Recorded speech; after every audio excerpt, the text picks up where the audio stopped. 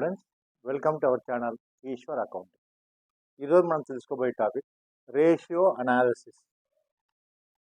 ఈ topic management అకౌంటింగ్లో management వారు కోరుకున్న ఇన్ఫర్మేషన్, డేటా ఏదైతే ఉందో వాటిని అక్యురేట్గా ఎక్స్ప్రెస్ చేయడానికి కొన్ని టూల్స్ అండ్ టెక్నిక్స్ మనం ఉపయోగిస్తాం. సపోజ్ మేనేజ్మెంట్ అకౌంటెంట్ యొక్క డ్యూటీ మేనేజ్మెంట్ ఏదైతే ఇన్ఫర్మేషన్ అడుగుతుందో, రిపోర్ట్ అయితే అడుగుతుందో వాటిని ట్రూ అండ్ ఫెయిర్ మేనర్లో ఒక పద్ధతి ప్రకారం ఒక సిస్టమేటిక్ ఆర్డర్లో రిపోర్ట్ ఇవ్వాల్సిన బాధ్యత మన మేనేజ్మెంట్ అకౌంటెంట్కి. దానికి అతను యూజ్ చేస్తున్న ఎన్నో టెక్నిక్స్ ఉన్నాయి. Like ratio analysis, cash flow statement, funds flow statement, trend analysis, comparative balance sheet, common size income statement and balance sheet, ఇలాంటి టెక్నిక్. దాంట్లో అతి ముఖ్యమైన టెక్నిక్ ఈ రేషియో అనాలిసిస్. ఇది చాలా చాలా important chapter for every student like degree, MBA and other professional and technical courses కూడా ఈ రేషియో అనాలిసిస్ ఎంతో ఉపయోగపడుతుంది. ఈరోజు క్లాస్లో మనం రేషియో అంటే ఏంటి, రేషియో అనాలిసిస్ అంటే ఏంటి, అది మన మేనేజ్మెంట్కి, మన ఓనర్స్కి ఏ విధమైన సమాచారాన్ని క్లియర్గా, జెన్యున్గా అందించగలదు, మరి దానికున్న పర్పస్, దానికున్న ఆబ్జెక్టివ్స్ ఏదైతే ఉందో వాటి గురించి సింపుల్ అండ్ క్లియర్ మేనర్లో మనం తెలుసుకున్నాం. ఫస్ట్, రేషియో అనగానే what is an ratio? A ratio is an expression of one number in relation to another in a quantitative form. రెండు సంఖ్యల మధ్య, రెండు ఒకే లక్షణాలు కలిగి ఉన్న సంఖ్యల మధ్య సంబంధాన్ని తెలిపేదే, చూపించేదే రేషియో. నిష్పత్తి అంటాం తెలుగులో, నిష్పత్తి. రెండు ఒకే లక్షణాలు కలిగి ఉన్న సంఖ్యల మధ్య సంబంధాన్ని చూపించేది రేషియో. ఇది ఒక మ్యాథమెటికల్ ఎక్స్ప్రెషన్, గణిత శాస్త్రంలో ఉపయోగించుకునే ఒక పద్ధతి అని చెప్పచ్చు, లేదా గణిత శాస్త్రానికి సంబంధించిన, మ్యాథ్స్ సంబంధించిన ఒక టెక్నిక్ అనొచ్చు. మరి ఇది మన మేనేజ్మెంట్ అకౌంటెంట్కి ఏ విధంగా మన బిజినెస్కి సంబంధించిన ఫైనాన్షియల్ స్టేట్మెంట్స్ ఆధారం చేసుకొని, బేస్ చేసుకొని, ఫైనాన్షియల్ స్టేట్మెంట్స్ అంటే ఏంటివి? Profit and loss account, balance sheet, profit and loss account, balance sheet, ఈ రెండిటి ఆధారంగా రేషియో అనే ఒక టెక్నిక్ యూజ్ చేసి ఏ విధమైన డేటాని మన మేనేజర్స్ మేనేజ్మెంట్కి అందించగలరో మనకు ఈ రేషియో అనాలిసిస్ అనే టాపిక్లో క్లియర్గా చెప్పడం జరుగుతుంది. రేషియో జనరల్గా మ్యాథమెటికల్గా డిఫరెంట్ అవుట్పుట్స్లో డిఫరెంట్ రిజల్ట్స్ చూపించడం జరుగుతుంది.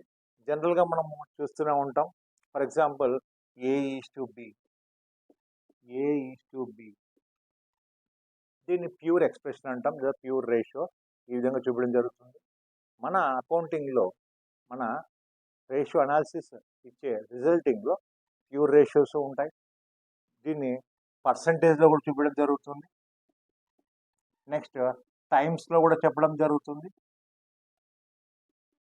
నెక్స్ట్ ఫ్రాక్షన్స్, భిన్నాల్లో కూడా చెప్పడం జరుగుతుంది. మన రేషియోస్ ఇచ్చే రిజల్ట్స్ ప్యూర్ రేషియోలో ఉండొచ్చు, దట్ ఈస్ కోషంట్, అండ్ పర్సంటేజ్లో ఉంటాయి, టైమ్స్లో ఉంటాయి, భిన్నాలు ఫ్రాక్షన్స్లో కూడా ఉండడం జరుగుతుంది. మరి రేషియో అనాలిసిస్ అంటే ఏంటో చూద్దాం. It is the process of determining and interpreting the numerical relationship between figures of financial statements. మన ఫైనాన్షియల్ స్టేట్మెంట్స్లోని విలువలను ఆధారంగా వాల్యూస్ని ఆధారం చేసుకొని ఇది డిటర్మైన్ చేస్తుంది మరియు ఇంటర్ప్రిట్ చేసి, ఆ వాల్యూస్ని డిటర్మైన్ చేసి ఇంటర్ప్రిట్ చేసి మనకు కావాల్సిన డేటాని అందించడమే ఈ రేషియో అనాలిసిస్. మన ఫైనాన్షియల్ స్టేట్మెంట్స్ని రేషియో ఆధారితంగా విశ్లేషించుకోవడమే రేషియో అనాలిసిస్. మరి ఇది మన సంస్థకు ఎందుకు ఉపయోగపడుతుంది? What is the main purpose of analysing our financial statements by using ratios? Purpose of analysing financial statements ఎందుకొరకు మన ఆర్థిక నివేదికలను విశ్లేషించాలి. సార్ ఆర్థిక నివేదికలు for example profit and loss account. Profit and loss account ద్వారా మనం ఏం తెలుసుకోగలము? ఒక ఫైనాన్షియల్ ఇయర్లో, ఒక ఆర్థిక సంవత్సరంలో మన ఫర్మ్కి లేదా మన కంపెనీకి ఎంత లాభం వచ్చింది, ఎంత నష్టం వచ్చింది చెప్పేదే profit and loss account. Next come to balance sheet. Balance sheet ద్వారా మనకు ఏం తెలుస్తుంది? అదే ఫైనాన్షియల్ ఇయర్లో మన కంపెనీకి ఉండే ఫైనాన్షియల్ పొజిషన్, ఆర్థిక స్తోమతను తెలిపేదే బ్యాలెన్స్ షీట్. మన కంపెనీ అసెట్స్ పరిస్థితి ఏంటి, లయబిలిటీస్ పరిస్థితి ఏంటి, క్యాపిటల్ పరిస్థితి ఏంటి, వాటిని వాల్యూస్లో, న్యూమరికల్ వాల్యూస్తో క్లియర్ కట్గా చూపించే ఒక స్టేట్మెంట్ పేరే ఫైనాన్షియల్ స్టేట్మెంట్. వాటిని బేస్ చేసుకొని మన రేషియో అతి హ్యూజ్ ఇన్ఫర్మేషన్, బిగ్ ఇన్ఫర్మేషన్. ఎందుకంటే ఫైనాన్షియల్ స్టేట్మెంట్స్లో ఉండేటివి అంత సామాన్యమైన విషయాలు కాదు. కరెంట్ అసెట్స్ సంబంధించి current liabilities, non current assets, non current liabilities, capital that is equity, preference, debentures, expenses, incomes, that means profit and loss account items, balance sheet items, ఇలా చాలా ఐటమ్స్ మన ఫైనాన్షియల్ స్టేట్మెంట్స్లో కనిపిస్తాయి. వాటిని ఆధారంగా చేసుకొని, వాటిని బేస్ చేసుకొని మేనేజ్మెంట్కి వారు భవిష్యత్తు నిర్ణయాలకు తీసుకోదగ్గ సమాచారాన్ని అందజేయడమే రేషియో అనాలిసిస్ ద్వారా మనం తెలుసుకోబోయే ఒక మెయిన్ ఇంపార్టెంట్ టెక్నిక్. ఈ టెక్నిక్ యూజ్ చేసుకొని మన ఫైనాన్షియల్ స్టేట్మెంట్స్ని అనలైజ్ చేసి మన మేనేజర్స్ లేదా మన ఓనర్స్ ఏవైతే కోరుకుంటున్నారో, ఏ ఇన్ఫర్మేషన్ అయితే వాళ్ళకి రిక్వైర్మెంట్ ఉందో వాటిని క్లియర్గా అందజేయడమే మన మేనేజ్మెంట్ అకౌంటింగ్ యొక్క ముఖ్య ఉద్దేశం. మరి ఈ రేషియో అనాలిసిస్ యొక్క పర్పస్, ఆబ్జెక్టివ్స్ ఏంటో ఇప్పుడు మనం సింపుల్గా తెలుసుకుందాం. To analyse and assess the liquidity position of the firm. మన కంపెనీ యొక్క లిక్విడిటీ పొజిషన్ ఏంటి అని చాలా సింపుల్గా, చాలా క్లియర్గా ఇది చెప్పగలదు. What is the liquidity position? ఇప్పటికిప్పుడు మన దగ్గర cash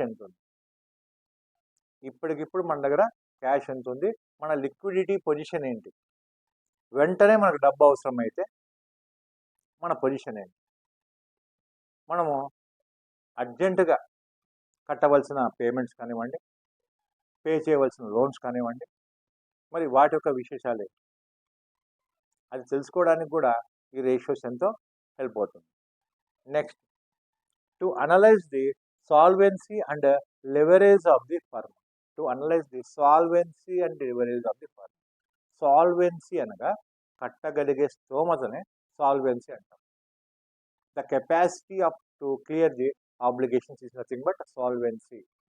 How much capacity we have that to clear our liabilities, our debt in a particular period అని తెలుసుకోవడానికి ఈ సాల్వెన్సీ రేషియోస్ ఎంతో ఉపయోగపడడం జరుగుతుంది.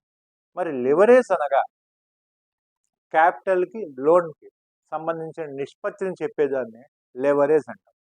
క్యాపిటల్కి, మన లోన్, మన డెట్స్ లేదా మన లయబిలిటీస్కి, ఈ టూ ఐటమ్స్కి మధ్య రిలేషన్షిప్ కానివ్వండి, ఇన్ఫర్మేషన్ గురించి చెప్పేదాన్ని లెవరేజ్ అనడం జరుగుతుంది. ఇంతకుముందు చెప్పిన విధంగా రేషియోలో మనం ఏదైనా ఫైండ్ అవుట్ చేయాలంటే ఖచ్చితంగా టూ ఐటమ్స్ ఉండాలి. అవి కరెంట్, నాన్ కరెంట్ ఐటమ్స్ లేదా కరెంట్ ఐటమ్స్ ఏమన్నా కావచ్చు. Capital current items, capital non current items, ఇలా ఏ ఐటమ్స్ అయినా కానివ్వండి, మనం రేషియోస్లో క్లియర్గా వాటి మధ్య ఒక రిలేషన్షిప్ని మనకు కావాల్సిన రిజల్ట్ ఓరియంటెడ్లో మనము క్లియర్గా చెప్పవచ్చు. Next, to assess the earning capacity or profitability of the firm. మన కంపెనీ యొక్క ఎర్నింగ్ కెపాసిటీ అండ్ ప్రాఫిటబిలిటీ ప్రతి ఒక్క కంపెనీ తెలుసుకోవాలని చాలా యాంగ్జైటీగా వెయిట్ చేసే టాపిక్ ఏదైనా ఉందంటే దట్ ఈస్ ప్రాఫిటబిలిటీ. ఎందుకంటే చిన్న షాప్ నుంచి పెద్ద కంపెనీ వరకు కానీ వాళ్ళు కోరుకుండేది, వాళ్ళు తెలుసుకోవాలనుకుంటుండేది ప్రాఫిట్ ఎంత వస్తుంది, ఇప్పుడు ఎంత వచ్చింది, భవిష్యత్తులో ఎంత రావచ్చు, మనం ఎర్న్ చేయగలమా లేదా, మన కెపాసిటీ ఏంటి, వీటి వివరాల్లో ఖచ్చితంగా మేనేజ్మెంట్ వారికి లేదా ఓనర్స్కి కావాల్సిన అతి ముఖ్యమైన సమాచారం.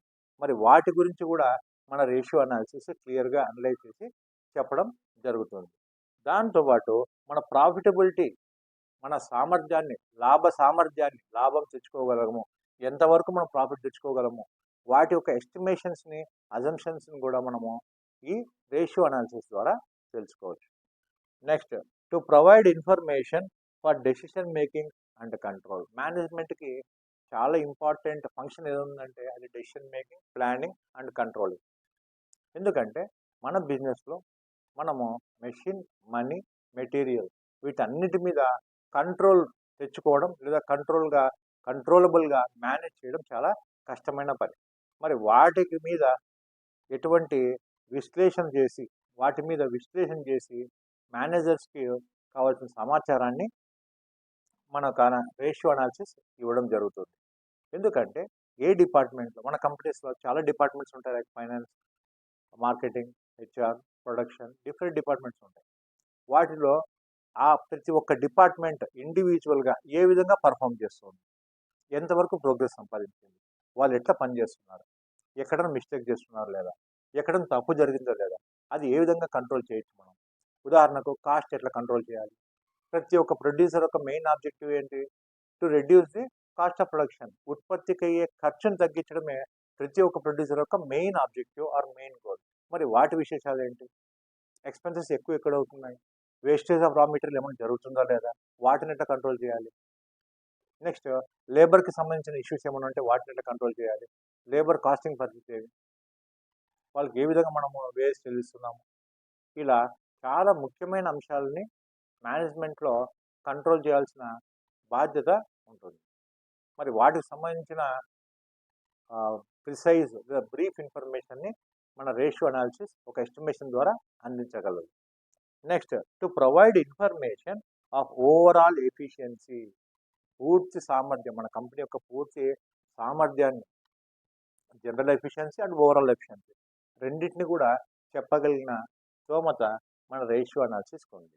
నెక్స్ట్, మన పొటెన్షియల్ ఏరియాస్ ఎక్కడ ఉన్నాయి, మన స్ట్రెంత్ అండ్ ఏరియాస్ ఎక్కడ ఉన్నాయి, ఎక్కడ మన స్ట్రెంత్లో ఉన్నాం, ప్రొడక్షన్ బాగుందా, సేల్స్లో బాగున్నామా, మార్కెటింగ్ బాగా చేయగలుగుతున్నామా, మన వీక్నెస్ ఏంటి. ఇలా మేనేజర్స్కి లేదా ఓనర్స్కి ఈ ఇన్ఫర్మేషన్ ఖచ్చితంగా కావాలి. ఏ డిపార్ట్మెంట్లో, ఏ వింగ్లో, మనం ఏ సెక్షన్లో చాలా స్ట్రెంగ్గా ఉన్నాము, మన వీక్నెస్ని మన స్ట్రెంగ్స్తో ఎట్లా ఓవర్కమ్ చేయాలి. ఇలా చాలా ఇంపార్టెంట్ థింగ్స్ గురించి రేషియో అనాలిసిస్ మనకు విశ్లేషించి చెప్పగలదు. Next, projection and estimation for the future. Managers లేదా ఓనర్స్ వీళ్ళ యొక్క ఆలోచన అంతా కూడా ప్రజెంట్ ఈ రేషియో అనాలిసిస్ ఇచ్చే డేటా ఆధారంగా మన ఫ్యూచర్ని ఎలా మనం ఎస్టిమేట్ చేసుకోవాలి, ఫ్యూచర్ పరిస్థితి ఏంటి, ఫ్యూచర్ గురించి డెసిషన్స్ తీసుకోవడం, ఫ్యూచర్లో ఖర్చులు ఏ విధంగా తగ్గించుకోవాలి కావచ్చు, సేల్స్ ఎలా పెంచాలి కావచ్చు, ప్రొడక్టివిటీ ఎలా పెంచాలి, ప్రొడక్షన్ కాస్ట్ ఎలా తగ్గించుకోవాలి. ఇలా చాలా అంశాలు బట్టి కూడా ఇది మనకు డిసైడ్ చేసి క్లియర్గా మనం చూపించడం జరుగుతుంది. Next, inter and intra firm comparison. Intra and intra firm, ఒక డిపార్ట్మెంట్ ఇంకో డిపార్ట్మెంట్, మన కంపెనీ లోపలే లేదా ఒక బ్రాంచ్ నుంచి ఇంకో బ్రాంచ్ యొక్క పర్ఫార్మెన్స్ని కంపేర్ చేయడం. మనం ఇచ్చిన స్టాండర్డ్స్ ఏంటి, మన కంపెనీకి ఉన్న రూల్స్ ఏంటి, బెంచ్ మార్క్స్ ఏంటి, వాటిని ఈ డిపార్ట్మెంట్ వాళ్ళు ఎంతవరకు సక్సెస్ అయినారు, or they performed well or not, what about their performance, what about their efficiency, their capacity, దానికి సంబంధించిన ఇన్ఫర్మేషన్ మనకు ఈ రేషియో అనాలిసిస్ ఇవ్వడం జరుగుతుంది. ఇలా మనకు మేనేజ్మెంట్కి అవసరమయ్యే ప్రతి ఒక్క డెసిషన్ మేకింగ్ పార్ట్లో మన ఫైనాన్షియల్ స్టేట్మెంట్స్ని ఉపయోగించుకొని అది మనకు క్లియర్ అండ్ ఎక్స్పెక్టెడ్ ఎస్టిమేషన్స్ని చూపిస్తూ మన రేషియోస్ రిజల్ట్స్ రూపంలో మనకు చెప్పడం జరుగుతుంది. మరి ఇలా మనం అనలైజ్ చేయడానికి రేషియో అనాలిసిస్లో డిఫరెంట్ టైప్స్ ఆఫ్ రేషియోస్ ఉండడం జరుగుతుంది. ఆ డిఫరెంట్ టైప్స్ ఆఫ్ రేషియోస్ ఆధారంగా మనకు కావాల్సిన ఇన్ఫర్మేషన్ లేదా మనకు కావాల్సిన రిజల్ట్ ఎందులో మనకు కావాల్సిన ఇన్ఫర్మేషన్, మనకు కావాల్సిన డేటా ఆధారంగా ఆ రేషియోస్ టెక్నిక్స్ యూజ్ చేసి మనము రిజల్ట్స్ ఫైండ్ అవుట్ చేసి మన మేనేజర్స్కి లేదా మన ఓనర్స్కి చెప్పడం చెప్పవచ్చు. మరి let's see the different types of ratios. ఇక్కడ మీరు చూస్తున్నట్లయితే మనకు క్లాసిఫికేషన్ ఆఫ్ రేషియోస్ని ఇవ్వడం జరిగింది. దాంట్లో మెయిన్గా 4 types of classification of ratios ఇక్కడ మీకు చూపడం జరుగుతుంది. First one is liquidity ratio are short term solvency ratio అని చెప్పడం జరుగుతుంది. రెండవది సాల్వెన్సీ రేషియో లేదా లెవరేజ్ రేషియో లేదా లాంగ్ టర్మ్ సాల్వెన్సీ రేషియో అని కూడా దీన్ని పిలుస్తారు. Third one is turn over ratio లేదా యాక్టివిటీ రేషియో లేదా పర్ఫార్మెన్స్ రేషియో అని చెప్పడం జరుగుతుంది. Next fourth and last one is profitability ratio.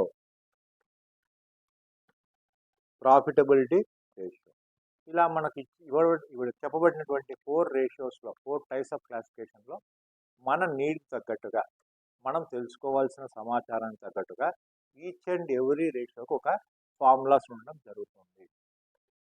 ప్రతి ఒక్క రేషియో కొన్ని ఫార్ములాస్ కానివ్వండి, కొన్ని మెథడ్స్ కానీ ఉండడం జరుగుతుంది. వాటిని ఆధారంగా మనము మన ప్రాబ్లమ్స్ సాల్వ్ చేస్తూ మనకు కావాల్సిన రిక్వైర్డ్ ఇన్ఫర్మేషన్ని పొందవచ్చు. ఫర్ ఎగ్జాంపుల్ లిక్విడిటీ రేషియో, దీన్ని షార్ట్ టర్మ్ సాల్వెన్సీ రేషియో అనడం జరుగుతుంది. దీన్ని సింపుల్గా చెప్పాలంటే ఒక ఫైనాన్షియల్ ఇయర్లో మనము మన లయబిలిటీస్ క్లియర్ చేయగలమా లేదా అని చెప్పడానికి ఉపయోగపడే రేషియోనే లిక్విడిటీ రేషియో. మనకి కరెంట్ ఇయర్లో ఎన్ని అసెట్స్ ఉన్నాయి, ఎన్ని లయబిలిటీస్ ఉన్నాయి, కరెంట్ ఇయర్లో మనం కట్టవలసిన అప్పులను తీర్చగలమా లేదా అని తెలుసుకోవడానికి ఉపయోగపడే రేషియోనే లిక్విడిటీ రేషియో. దీన్ని షార్ట్ టర్మ్ సాల్వెన్సీ రేషియో అంటాం. షార్ట్ టర్మ్ అంటే with in 1 year. With in 1 ఇయర్లో మన లయబిలిటీని ఆబ్లిగేషన్ని క్లియర్ చేయగలిగిన కెపాసిటీ గురించి ఈ రేషియో మనకు క్లియర్గా చెప్పడం జరుగుతుంది. దీంట్లో liquidity ratio, quick ratio, absolute quick ratio అని ఉన్నాయి. Second ratio long term solvency ratio, దీన్ని లెవరేజ్ రేషియో అంటాం. Long term debts, long term liabilities ఏవైతే ఉన్నాయో వాటిని యాజ్ ఎర్లీ యాజ్ పాసిబుల్, వీలైనంత త్వరగా మనం సాల్వ్ చేయగలమా లేదా, ఆ యొక్క డెట్ని మనం క్లియర్ చేయగలమా లేదా, దాన్ని బేస్ చేసుకొని మన కెపాసిటీ ఏంటి, ఈ లాంగ్ టర్మ్ లయబిలిటీస్ మనము ఎంత త్వరగా మనం క్లియర్ చేయగలము, లైక్ డెబెంచర్స్ రీపే చేయగలమా లేదా, లాంగ్ టర్మ్ లోన్స్ రీపే చేయగలమా, ఇవ్వవలసిన లాంగ్ టర్మ్ క్రెడిట్స్ ఏమైనా ఉంటాయి వాటిని మనం రీపే చేయగలమా లేదా, మన దగ్గర ఉన్న ఆ సాల్వెన్సీ పొజిషన్ ఏ విధంగా ఉంది, ఆ ఫైనాన్షియల్ పొజిషన్ ఏ విధంగా ఉందని ఈ సెకండ్ మెథడ్ ఆఫ్ రేషియోస్ ద్వారా మనం తెలుసుకోవచ్చు. Next third type of ratio activity or turn over or performance ratio. మన బిజినెస్ యొక్క పర్ఫార్మెన్స్ ఏ విధంగా ఉంది అని చెప్పడానికి ఉపయోగపడే రేషియోనే యాక్టివిటీ, టర్న్ ఓవర్ లేదా సాల్వెన్సీ రేషియో. ఇది మన బిజినెస్లోని ప్రతి అంశాన్ని టచ్ చేస్తూ దానికి ముఖ్యంగా టర్న్ ఓవర్ని బేస్ చేసుకొని ఇది మనకు రిజల్ట్స్ చూపించడం జరుగుతుంది.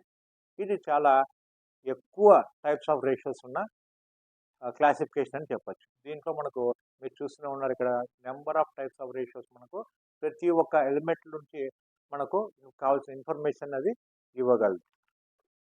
Next fourth type and very important profitability ratio. మన లాభ సామర్థ్యం ఎంత ఉంది అని కనుక్కోవడానికి ఉపయోగపడే రేషియోనే profitability ratio. How much profit earning capacity that we have in our company that we have to know అని దానికోసం ఉపయోగపడే రేషియోనే ఈ ప్రాఫిటబిలిటీ రేషియో. ఇందులో కూడా డిఫరెంట్ టైప్స్ ఆఫ్ రేషియో ఉండడం జరుగుతుంది.